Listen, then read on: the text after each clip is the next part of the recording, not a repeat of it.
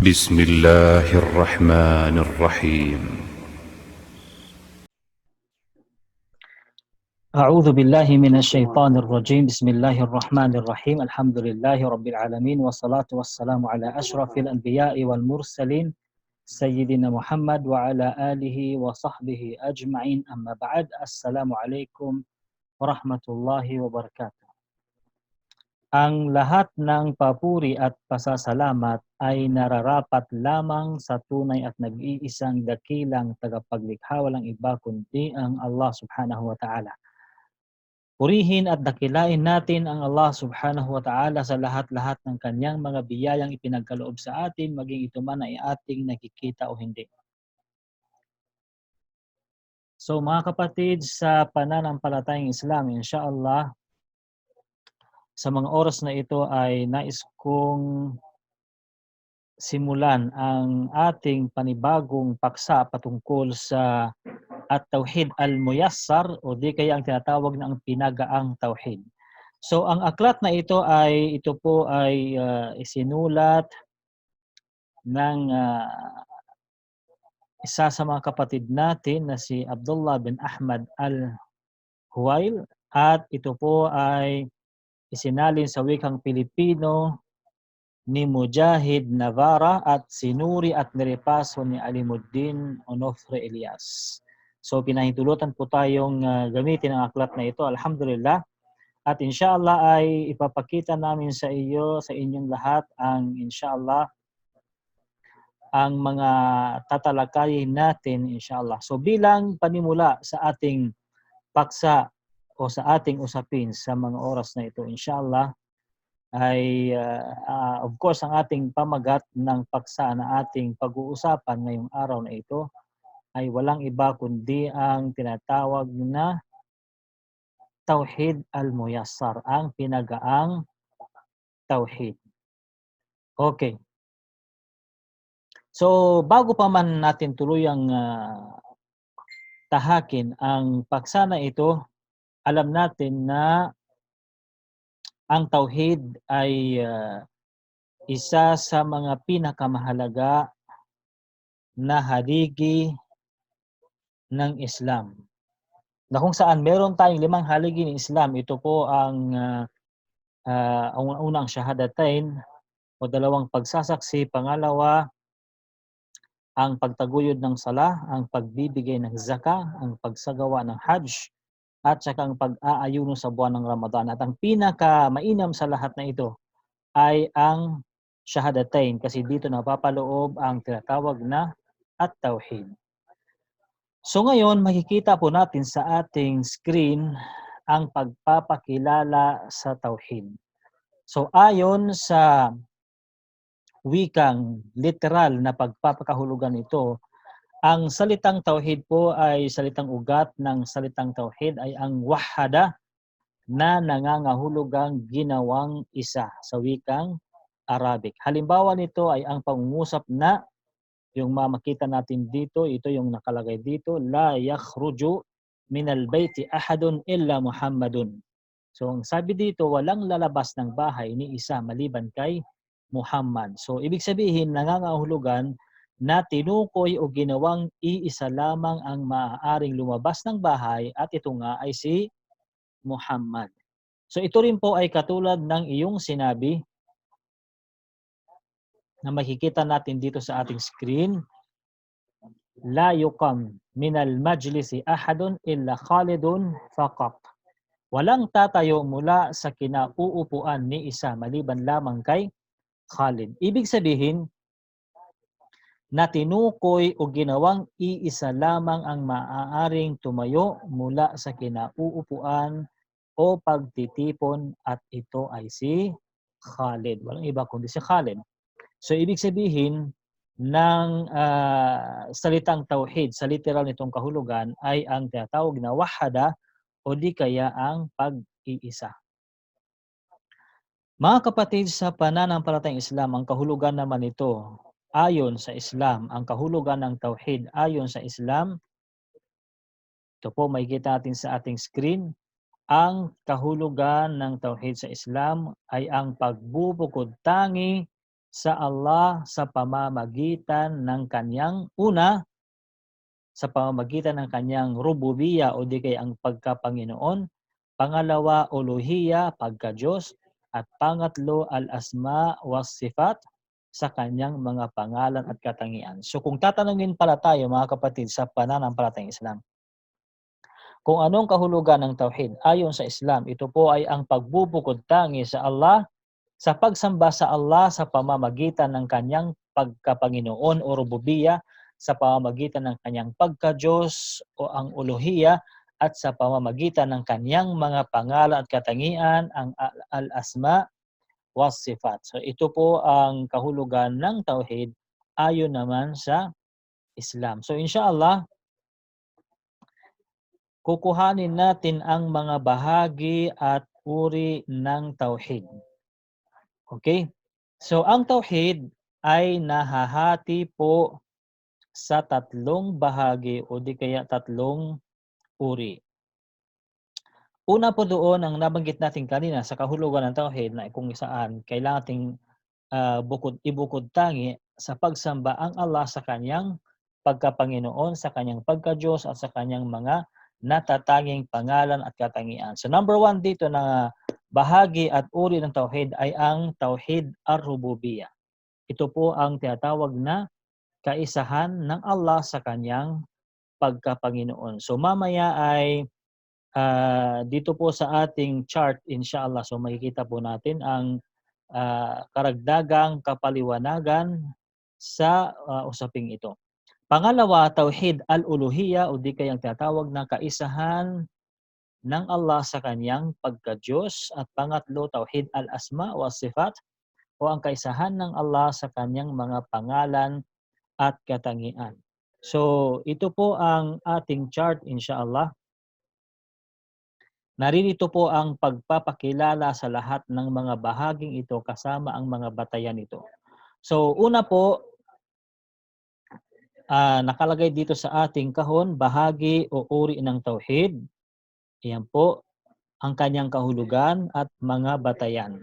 So una dito ay tauhid ar-rububiyya, na kung saan ito ang unang bahagi at uri ng tauhid, ang tauhid ar-rububiyya. Pag sinabi ng tauhid ar-rububiyya, ang kahulugan po nito ay ang pagbubukod tangi sa Allah o sa pagsamba sa Allah sa kanyang number one, sa kanyang paglikha. Okay, ito na yung sinasabi natin kanina na sa kanyang pagkapanginoon. Okay? So ibig sabihin ang pagbubukod tangi sa pagsamba sa Allah, okay, sa pamamagitan ng kanyang paglikha. Okay, ito po yung number one, paglikha. Number two, pagmamay-ari sa lahat ng kanyang mga nilikha. Number three, ang pagbibigay hugis sa lahat ng kanyang mga nilikha. Okay? So, ibig sabihin, ang kahulugan nito ng tauhid ar-rububiyya o ang tinatawag na kaisahan ng Allah bilang Panginoon o sa kanyang pagkapanginoon, ang kahulugan po nito ay ibukod tangin natin ang Allah sa pagsamba bilang tagapaglikha, bilang nagmamay-ari sa lahat ng kanyang mga nilikha, at siya ang nagbibigay hugis sa lahat ng kanyang mga nilikha. At maari din po nating sabihin na ito ay ang pagbubukod tangi sa Allah sa kanyang mga gawain. Halimbawa ng kanyang mga gawain na ito mga kapatid sa pananampalatayang Islam ay ang paglikha. Okay, ito po ang paglikha, pagtustos, pagbibigay at pagbawi ng buhay. Okay? Pagpapadala ng ulan, pagpapatubo ng mga puno at mga halaman at iba pa maliban dito. So, ibig sabihin lahat ng may kinalaman sa paglikha. Okay? Tagapaglikha, nagmamay-ari ng lahat ng mga nilikha, nagbibigay ng hugis sa lahat ng kanyang mga nilikha. Siya ang naglikha ng mga ito, siya ang tagapagtustos, siya ang nagbibigay ng buhay at nagbabawi ng buhay, siya rin ang nagpapadala ng ulan, nagpapatubo ng mga puno at mga halaman at iba pa. So dito po napapaloob ang kahulugan ng tinatawag na tauhid ar-rububiyya. So balik tayo dito sa taas, ang kaniyang tinatawag na ang kaniyang kahulugan o ang kaniyang tinatawag na dalil o di kaya batayan. So, sinabi dito, ito po ang ating batayan inshallah.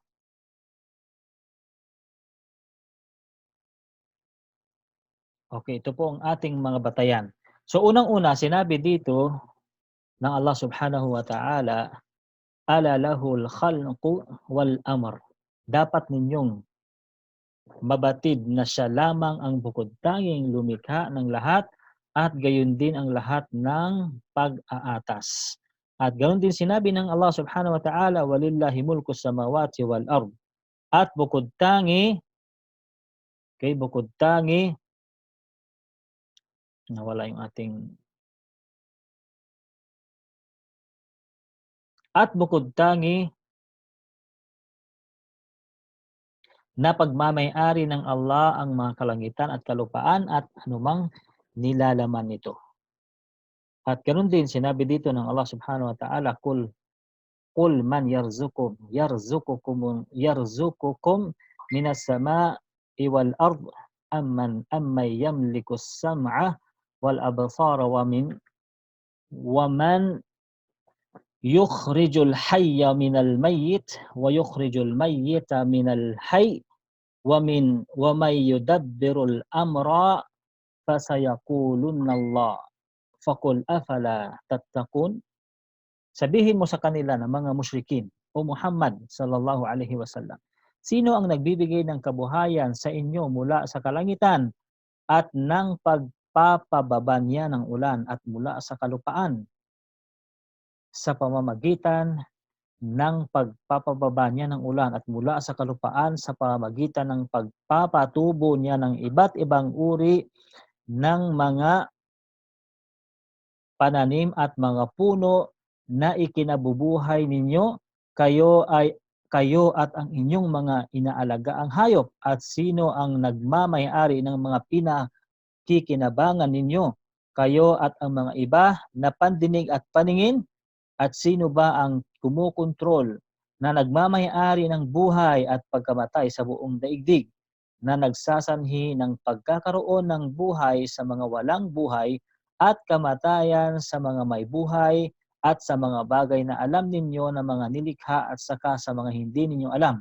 At sino ang nangangasiwa sa kalangitan at kalupaan at sa mga nasa loob nito at sa inyo at sa lahat ng mga nilikha. Walang pag-aalinlangang sasabihin nila sa inyo na ang gumawa ng lahat ng ito ay ang Allah Subhanahu wa Ta'ala. Kung gayon ay sabihin mo sa kanila, hindi ba kayo natatakot sa kaparusahan ng Allah dahil sa inyong pagtatambal o pagsamba ng iba bukod pa sa Kanya? So, dito mga kapatid sa pananampalatayang Islam, kahit sa kapanahunan ni Propeta Muhammad sallallahu alaihi wasallam nang tanungin niya ang mga musyrikin kung sino ang nagmamay-ari sa lahat ng mga nilikha na ito, ay walang duda na kanilang sinagot na walang iba kundi ang Allah, na kung saan siya ang nagmamay-ari sa lahat ng nilikha na ito. Okay? So ito po ang ating batayan mga kapatid sa pananampalatayang Islam. Dito sa may tinatawag na Tauhid al-Uluhiyya o Tauhid ar-Rububiyyah. So ngayon po ay dumako tayo sa pangalawang uri at bahagi ng Tauhid, ay ang tinatawag na Tauhid al-Uluhiyya. Okay, so balikan natin ulit ang Tauhid ar-Rububiyyah para maging malinaw sa lahat. Ang Tauhid ar-Rububiyyah po mga kapatid sa Islam, ito po ay uri ng Tauhid na kung saan ang pagbubukod tangi sa pagsamba sa Allah bilang tagapaglikha, bilang nagmamay-ari sa lahat ng kanyang mga nilikha, na siyang nagbibigay ng hugis sa lahat ng kanyang mga nilikha, kung saan siya rin ang nagbibigay ng buhay at nagbabawi ng buhay, at siya rin ang tagapagtustos, tagapaglikha, tagapamahala, at siya rin ang nagpapadala ng ulan, at siya rin ang nagpapatubo ng mga puno at halaman. At ang katibayan nga doon ay nabanggit natin kanina, kung saan kapag tanungin mo kahit ang mga hindi Muslim sa panahon ng ating mahal na propeta Muhammad sallallahu alaihi wasallam, na kung sila ay tatanungin kung sino ang nagmamay-ari ng lahat ng ito, ay ang kanilang sasabihin ay walang iba kundi ang Allah subhanahu wa ta'ala. So pangalawang uri po ng tauhid, mga kapatid sa Islam, ay ang tauhid al-uluhiyya, o di kaya ang tinatawag na pagbubukod tangi sa pagsamba sa Allah bilang Diyos. O di kaya naman ang tauhid na ito, ang uri na ito ay tinatawag ding tauhid al-ibada. Bakit tauhid al-ibada? Dahil ito po ay ang pagbubukod tangi sa Allah sa lahat ng sa mga gawain ng kanyang mga alipin. Halimbawa, ang sala, ito po, kung kaya sinabing tauhid al-ibada, okay, sinabing tauhid al-ibada kasi po ay sinabi dito na lahat ng mga gawain ng kanyang mga alipin o mga pagsamba na ito ay nararapat lamang sa kanya, gaya ng halimbawa ng sala, pag-aayuno, pagsasagawa ng hajj, ang tawakkul o di kaya ang pananalig, nadhr o di kaya ang pamamanata, ang al-khawf o di kaya ang pagkakaroon ng takot, ar-raja, o di kaya ang tinatawag na pagkakaroon ng pag-asa, at saka ang mahabba o di kaya ang pagmamahal at iba pa.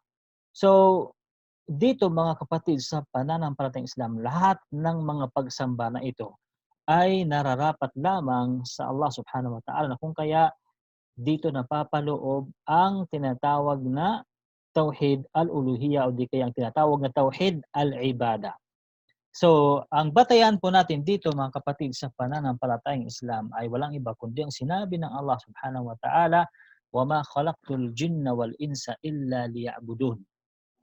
At hindi ko nilikha ang jin at ang tao at sa pagkakapadala ng lahat ng mga sugo kundi sa napakataas na uri ng layunin na ito ay ang sambahin lamang ako ng bukod tangi at wala ng iba pa.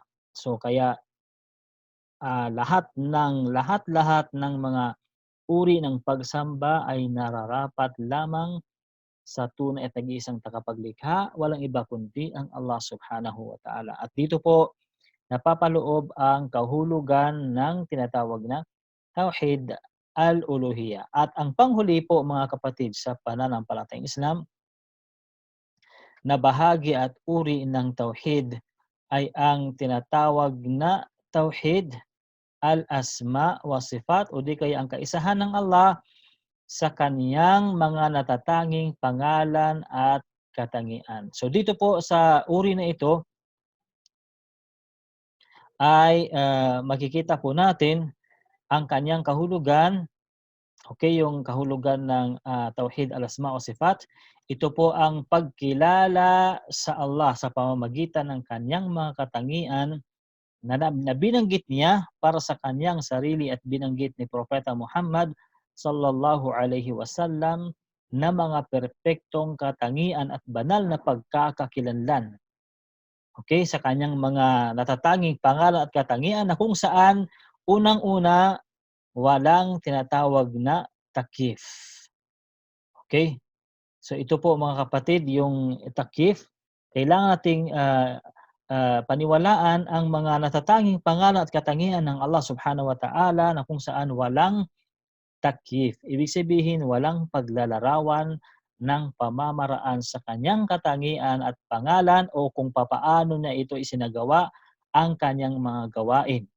Pangalawa, na kung saan walang tamthil o di kaya ang paghahalin tulad sa kanya sa anumang nilikha, at walang tahrif o di kaya ang pagbabago ng kahulugan, at nang walang ta'til o di kaya ang tinatawag na ang pag-alis ng kahulugan. Okay, ang pag-alis ng kahulugan. So ibig sabihin, ang asma wa sifat, yung uri na ito ng tauhid na ito ay ito po ang pagbubukod tangi sa pagsamba kay Allah sa kanyang mga natatanging pangalan at katangian na kung saan walang paghahalintulad, walang paghahambing, walang pagbabago ng kahulugan, walang pag-alis ng kahulugan, at tinatawag na walang paglalarawan sa kahit ano pa mang pamamaraan ng paglikha ng Allah Subhanahu wa Ta'ala. So, ang dalil po natin dito mga kapatid sa pananampalatayang Islam, okay, ayon sa sinabi ng Allah Subhanahu wa Ta'ala, okay, ito po ang ating katibayan na sinabi ng Allah Subhanahu wa Ta'ala. Okay, ito po yung naka-blue. Okay, sinabi ng Allah Subhanahu wa Ta'ala, "Laisa kamithlihi syai'un wa huwas samiul basir."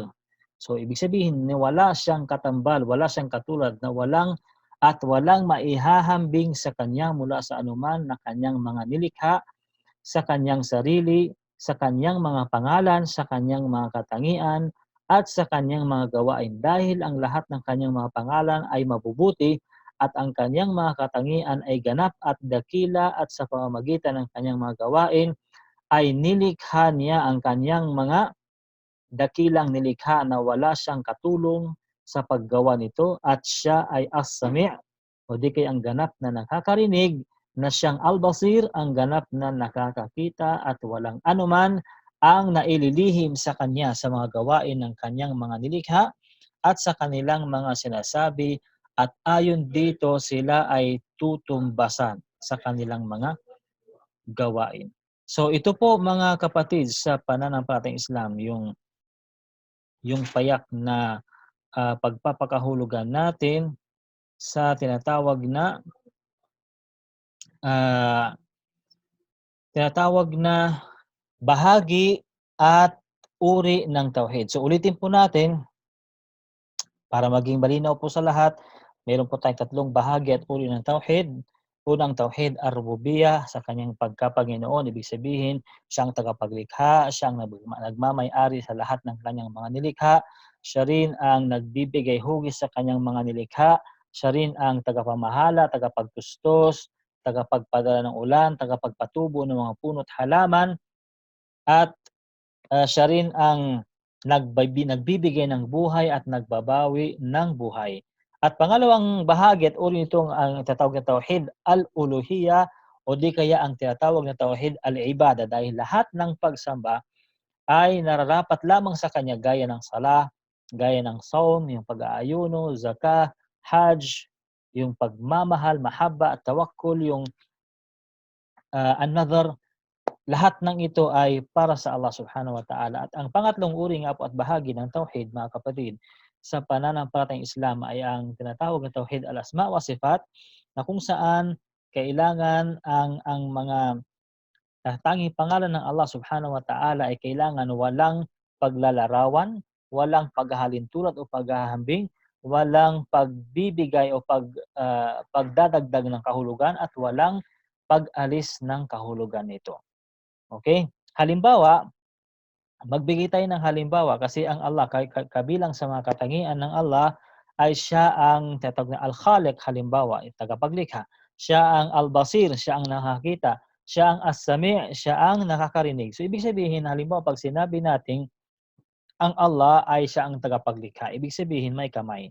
So ang tinutukoy natin dito mga kapatid sa pananampalatayang Islam, huwag nating bigyan ng tatawag na kahulugan, karagdagang kahulugan, o wag natin ihambing ang sabihin natin, of course, kapag sinabi natin siya ang lumikha, ibig sabihin may kamay. So hindi natin pwedeng sabihin na ano kayong itsura ng kamay ng Allah?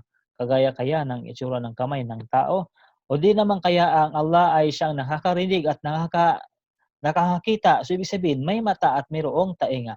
So dito mga kapatid sa pananampalatayang Islam, nais kong linawin na hindi po natin itong pwedeng ilarawan o ihambing o ialintulad sa anumang o sa kaninumang nilikha ng Allah subhanahu wa ta'ala. So meron po tayong mga mahahalagang usapin dito, okay? Unang-una, ang mahalagang usapin na ito ay ang mga bahagi ng tauhid ay tatlo at ang mga ito ay magkakaugnay at bawat isa sa mga ito ay hindi taliwas sa isa. Sino man ang maniwala sa isa at hindi maniwala sa iba ay hindi maituturing na isang muwahhid o di kaya naniniwala sa tauhid. So ibig sabihin, kailangan nating paniwalaan ang lahat ng ito'y tauhid al-rububiyya, ang kanyang pagkapanginoon, tauhid al-uluhiyya, ang kanyang pagka-Diyos, at tauhid al-asma wa sifat, ang kanyang mga natatanging pangalan at katangian. At pangalawa, dapat mong malaman na ang mga kuffar o ang mga hindi mananampalataya na lumaban kay Propeta Muhammad sallallahu alaihi wasallam ay naniniwala sa tauhid ar-rububiyya. Okay, naniniwala po sila sa tauhid ar-rububiyya. Dahil bakit? Kasi gaya ng nabanggit natin kanina sa katibayan doon na kung tatanungin sila kung sino ang lumikha ng lahat ng ito, kung sino ang nagmamay-ari sa lahat ng mga nilikha na ito, ay kanilang sasabihin na walang iba kundi ang Allah. So kung kaya sila ay naniniwala sa tauhid na ito, sa uri ng tauhid na ito, ang tauhid ar-rububiyyah, kung saan sa pagkapanginoon ng Allah subhanahu wa ta'ala. At nalalaman nila na ang Allah, okay, nalalaman nila na ang Allah ang tagapaglikha at ang tagapagtustos, ang tagapagbigay ng buhay at ang tagapagdulot ng kamatayan, ang nakapagdudulot ng kabutihan at kasamaan, ang siyang nagpapasya sa lahat ng mga bagay, subalit hindi ito naging dahilan upang pumasok sila sa Islam. So alam nila na ang Allah siya ang nagmamay-ari sa lahat ng mga nilikha na ito, ngunit hindi pa rin sapat na ito ay pasukin nila ang Islam.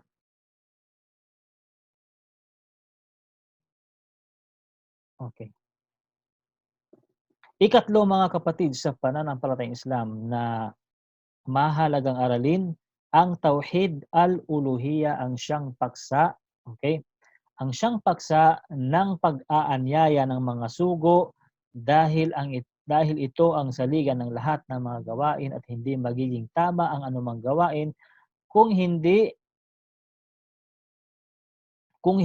ito naisa sa katuparan. Kapag ito ay hindi naisa katuparan, ang kahulugan nito ay ang kabaligtaran nito ang shirk o di kaya ang tinatawag na pagtatambal. Ang pinagtatalunan ng mga sugo at ng kanilang mga sambayanan ay ang tauhid. Kaya't kailangan natin itong pag-ingatan.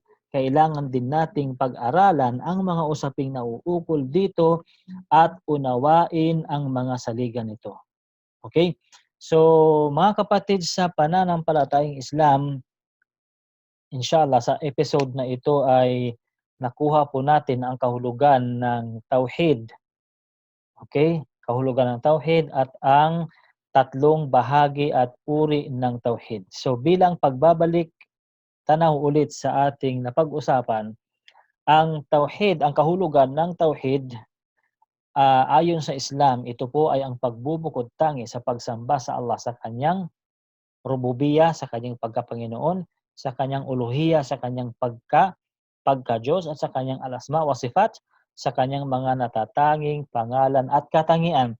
At ito nga po, ang tauhid na ito ay mayroon siyang tatlong bahagi at uri, at ang unang bahagi nito ay ang tauhid al-rububiyya o di kaya sa pagkapanginoon ng Allah, na kung saan siya lamang ang tagapaglikha, siya lamang ang nagmamay-ari sa lahat ng kanyang mga nilikha, na gaya na nabanggit natin kanina, siya po ang nagbibigay hugis sa lahat ng kanyang mga nilikha, siya ang tagapagtustos, siya ang tagapamahala, siya ang nagpapadala ng ulan, siya ang nagpapatubo ng mga halaman at ng mga puno, at siya rin ang nagbibigay ng buhay at nagbabawi ng buhay. At sa pangalawang uri, tauhid al-uluhiyya o di kaya tatawag na tauhid al-ibada, dahil lahat ng pagsamba ay para lamang sa Allah, gaya ng sala, gaya ng zakat, saum, hajj, at mga mahabba, pagmamahal, tawakkul, okay? Al-khawf, ang pagkatakot, ar-raja, ayan po ang pag-asa at iba pa. At ang tauhid al-asma wa sifat, yung pangatlong bahagi nito ay ang tinatawag na pagpapaisa doon sa pagbubukod tangi sa mga katangian, natatanging pangalan at katangian ng Allah, na kung saan walang paglalarawan, walang paghahalintulad, walang pagdadagdag ng kahulugan, at walang pag-alis ng kahulugan nito. At sinabi nga po natin dito kanina na ang mga mushrikin sa kapanahunan ng Propeta Muhammad SAW, yung mga kuffar na ito, ay sila po ay naniniwala sa unang bahagi ng tauhid, tauhid ar-rububiyyah. Dahil bakit? Kasi dahil kung tatanungin mo sila kung sino ang nagmamay-ari sa lahat ng mga nilikha na ito, ay kanilang sasabihin walang iba kundi ang Allah. Ngunit kung hindi ito na isa katuparan, hindi ito na isa katuparan, ang mga bahagi nito ay ang kabaligtaran po nito ay ang tinatawag na shirk o di kaya ang pagtatambal. Kung kaya ay kinakailangan nating pag-aralan at pag-usapan ng mabuti ang mga saligan nito at unawain natin ng mabuti ang saligan ng tauhid, dahil dito po nakasalalay ang ating tinatawag na aqida o di kaya ang paniniwala sa Allah subhanahu wa ta'ala. So mga kapatid sa pananampalatayang Islam, hanggang dito na lamang po muna ang ating episode 1, dahil ang hangarin po talaga natin ay ito po ay para sa mga baguhan talaga sa Islam. At the same time, open naman po sa lahat, pero inshallah, marami pa naman tayong mga araw, inshallah, ipagpatuloy po natin yung mga susunod pang mga episode. So abangan nyo po ang aming mga lectures sa Facebook Live at saka sa Zoom. Pwede po kayong sumali. Hindi po namin nabanggit yung meeting ID at saka yung password. Inshallah, next time po ay makasali kayo, inshallah. So hanggang dito na lamang po. Allahu a'lam bisawab. Jazakumullahu khairan wa sallallahu ala nabiyyina Muhammad wa ala alihi wa sahbihi ajma'in. Wassalamu alaikum warahmatullahi wabarakatuh.